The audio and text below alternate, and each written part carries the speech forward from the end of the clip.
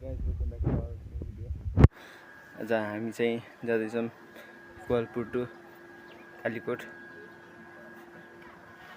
आज हामी कालीकोट जाँदैछौँ। तपाईहरुले यहाँको हाम्रो सिटीदेखि भिलेजसम्मको